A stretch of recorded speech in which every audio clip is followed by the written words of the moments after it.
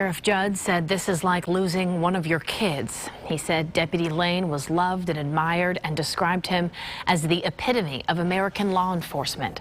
Fox 13's Josh Cassio is live for us in Polk County tonight to tell us more about the life of Deputy Lane. And Josh, everything about this case is it's heart-wrenching.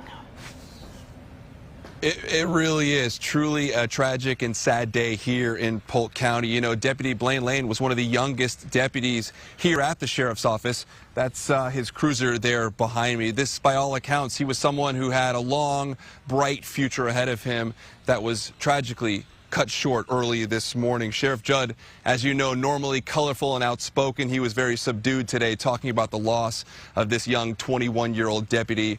He called Deputy Blane Lane smart, eager, and someone who was mature beyond his years. He says he was living out his dream, becoming a law enforcement officer. Sadly, he'd only been on patrol for about 8.5 months before losing his life serving that felony warrant out there in Polk City. A family friend telling us today that Deputy Lane had big dreams. In fact, one day he had hoped to take over for Sheriff Judd and become the head honcho out here in Polk County. And by the looks and sounds of it, he had that potential in him. The sheriff saying losing this young man feels like losing a member of his own family. This young man was game on every minute of every day.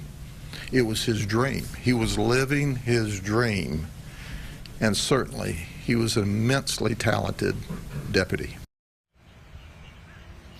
And Deputy Lane also has a 3-year-old child at home, a child who will now grow up not really ever knowing really how special his father was, and the man that would put on the uniform every day to protect and serve out here in Polk County. Tonight, Lane's family is asking for privacy, but they also want the community to know they are very thankful for all the thoughts and prayers that are coming in.